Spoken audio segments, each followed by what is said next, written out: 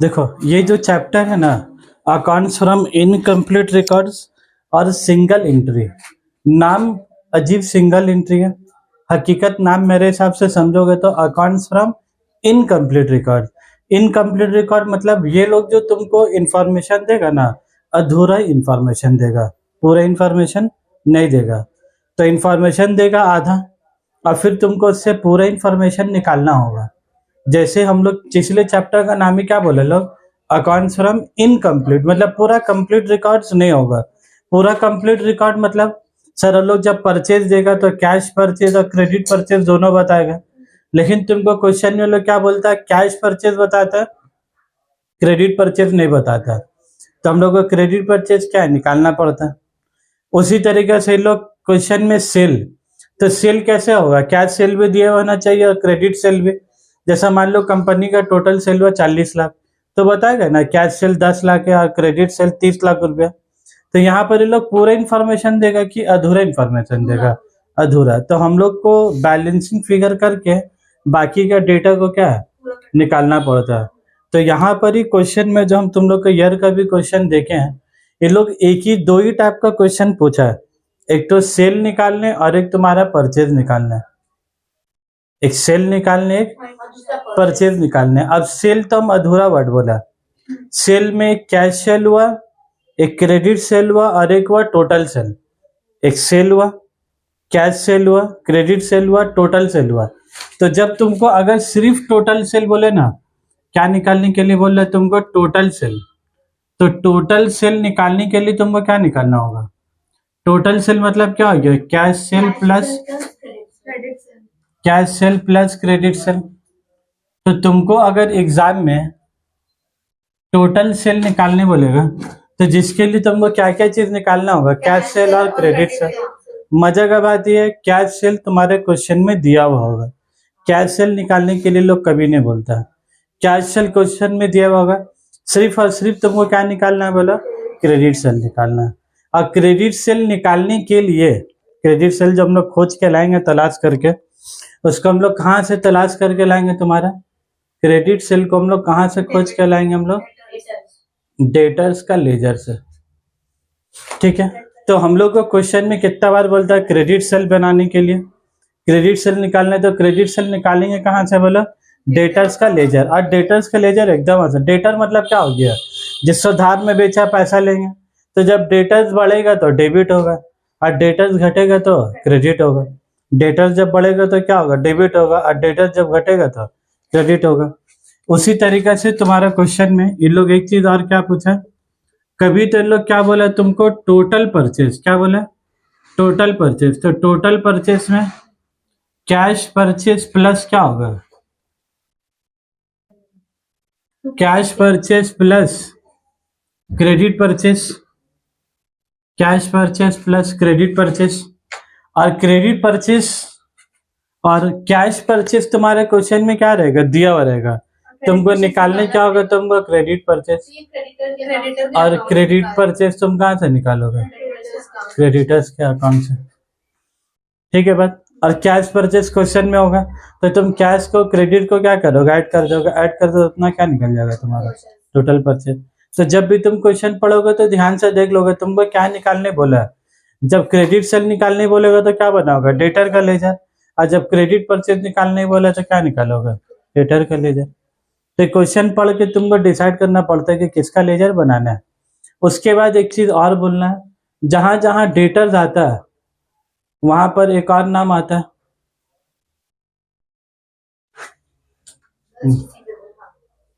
जब डेटर का लेजर बनेगा तो किसका बनेगा, बिल रिसीवेबल का। और जब क्रेडिटर्स का बनेगा तो इसके साथ क्या बनेगा बोला था, बिल्स पेबल अकाउंट। तो इसमें दो लेजर बनता है, डेटर्स और बिल रिसीवेबल, और साथ ही साथ क्रेडिटर्स और बिल्स पेबल का अकाउंट। क्लियर है बात। तो कंफ्यूजन नहीं ना होगा कौन किसके साथ बनाना है। नहीं तो स्टूडेंट लोग का ही सवाल हो जाता है कि सर कैसे समझेंगे कौन सा लेजर बनाना है। तो कैसे क्या, अगर सेल बोलेगा निकालने तो ये दोनों बनाओगे, और परचेज निकालने बोलेगा तो क्या क्रेडिटर और बिल पेबल बनाओगे। ठीक है, अब हम लोग नीचे समझेंगे कि डेटर्स के लेजर में क्या क्या आएगा और बिल रिसीवेबल के लेजर में क्या क्या आएगा। ठीक है, देखो ये जो क्रेडिट सेल वाला चीज है ना तुम लोग का, चलो एक मिनट लीजिए, उसके बाद समझाइएगा। मैंने मेरा फोटो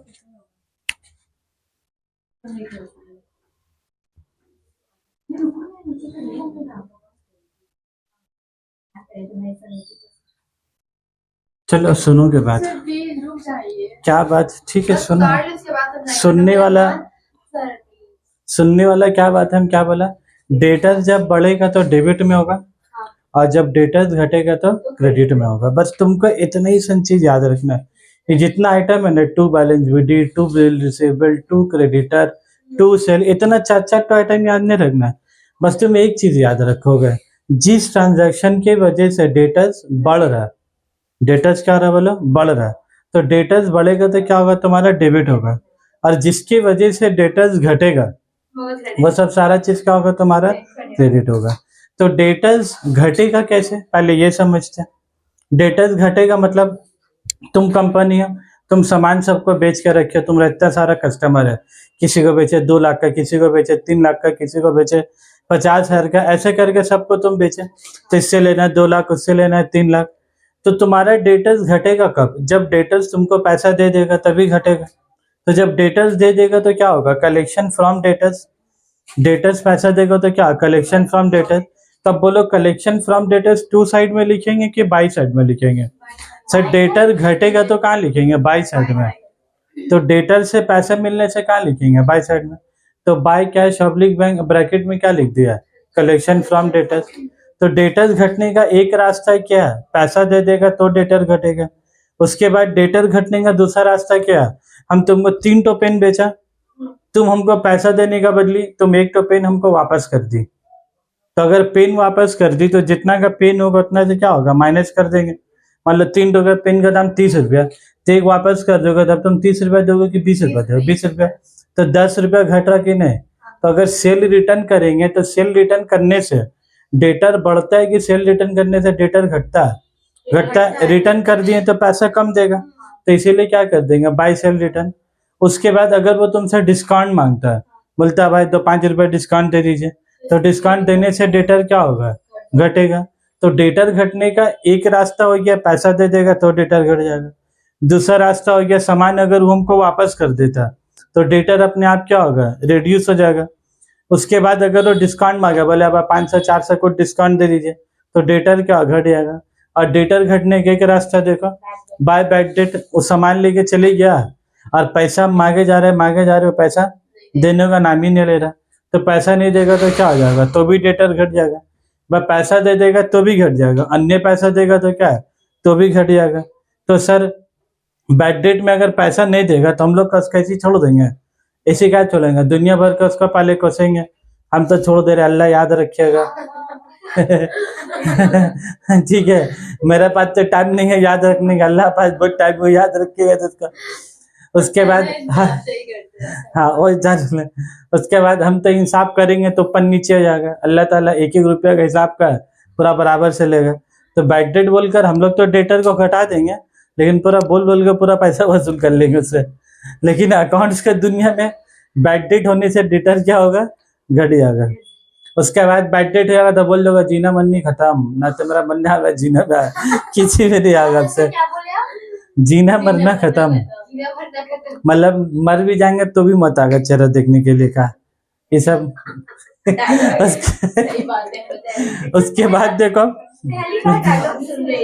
पहली बार बाकी ये सब तो यार पुराना है सब, अल्लाह इंसाफ करेगा।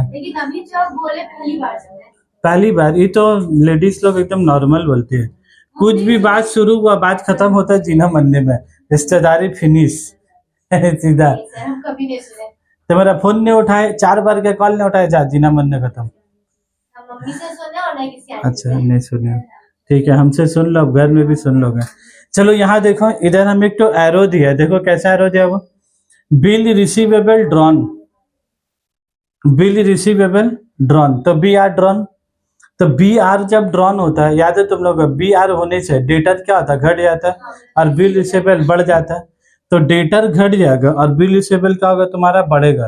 तो डेटर्स का बाई साइड में लिखेंगे और बिल रिसीवेबल का कहाँ लिखेंगे, तुम्हारा टू साइड में। तो ये एक डबल इफेक्ट होता है, जब बाय में भी लिखा था और इसका टू में भी लिखा था। उसके बाद जब बैलेंसिंग फिगर बचेगा तुम्हारे, क्या जो बैलेंस बचेगा क्या, बैलेंस शीट। तुमको क्वेश्चन में हम क्या बोला, वो क्रेडिट सेल देगा कि वो नहीं देगा, वो क्रेडिट सेल नहीं देगा। तुमको निकालना, तुम कैसे निकालोगे, ये सारा आइटम तुमको दे देगा, सबको ऐड कर दोगे। यहाँ से तुमको 2-3 आइटम दे देगा, तो ये ऐड करके उसको क्या करोगे, माइनस। तो जो बैलेंसिंग फिगर बचेगा वही तुम्हारा क्या बचेगा, क्रेडिट सेल। तो ये बना लोगे। ये बनाने के बाद तुमको क्या बनाना होगा, बिल रिसीवेबल। और बिल रिसीवेबल तुम लोग तो बहुत डिटेलिंग में ऐसे भी पढ़े। जब बिल बनता है तो टू डेटर अकाउंट, जब पैसा दे देगा तो क्या आ जाएगा, कलेक्शन फ्रॉम डेटर। नहीं, जब पैसा मिल जाएगा तो हम लोग क्या लिखेंगे। उसके बाद बाय क्या, देखो दो में क्या लिखा, बाय कैश पब्लिक बैंक और कैश पब्लिक बैंक।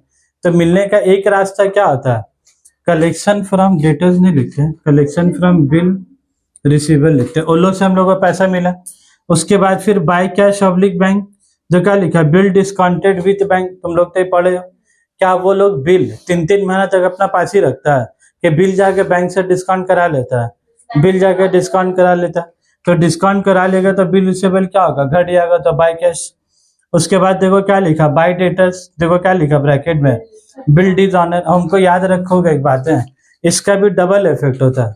जब बिल रिसीवेबल में बाय डेटर्स लिखा तो ऊपर में क्या बना के रखा हम लोग, डेटर्स का लेजर। तो बिल रिसीवेबल में क्या लिखेंगे, बाय डेटर्स, और डेटर्स का लेजर में क्या लिखेंगे तुम्हारा, टू बिल रिसीवेबल। इसका मतलब क्या हो गया, जब हम 3 महीने का बिल काटा और 3 महीने के बाद अगर उनको पैसा नहीं देगा तो क्या होगा, बिल रिसीवेबल घटता है और डेटर्स बढ़ता है। तो बिल रिसीवेबल का कहाँ लिखेंगे, बाय साइड में, और डेटर्स के कहाँ लिखेंगे तुम्हारा, टू साइड में। तो टू बिल डेटर में क्या लिखेंगे, टू बिल रिसीवेबल, और बिल रिसीवेबल में क्या लिखेंगे तुम्हारा, बाय डेटर्स। तो ये वाला जो इफेक्ट है ना, इसका भी इफेक्ट तुम्हारा कैसा बोला, इसका भी इफेक्ट तुम्हारा डबल इफेक्ट है। इसका भी इफेक्ट क्या तुम्हारा, डबल। बी आर केस में बाय डेटर्स और डेटर केस में तुम्हारा टू बिल रिसीवेबल। क्योंकि तुम ही खुद बोलो ना, तुम लोग भूल गए कि याद है कि नहीं है। जब बिल रिसीवेबल पैसा नहीं देता है, बिल रिसीवेबल मतलब जब ड्रॉअर गया ड्रॉई के पास पैसा लेने के लिए, जब ड्रॉई पैसा नहीं देता तो फिर कौन मांगता है, ड्रॉई को ड्रॉअर को देने होता है। तो जब ड्रॉअर देगा तो पैसे किससे लेगा, ड्रॉई से लेगा। ड्रॉअर जब देगा तो किससे लेगा, ड्रॉई से लेगा। तो डेटर्स क्या हो गया, बढ़ गया। तो डेटर्स बढ़ा तो क्या बोल कर लिखा, टू बिल रिसीवेबल, और साथ ही साथ बिल रिसीवेबल क्या हो गया, घट गया। तो बीआर केस में बाय डेटर और डेटर केस में तुम्हारा टू बीआर। और इसमें एक तो आइटम यूनिक टाइप का आइटम मेरा, देखो क्या लिखा हुआ, to B R endorse dishonour. ये कभी कभी आता है एग्जाम में, बी आर इंडोर्स डिज ऑनर।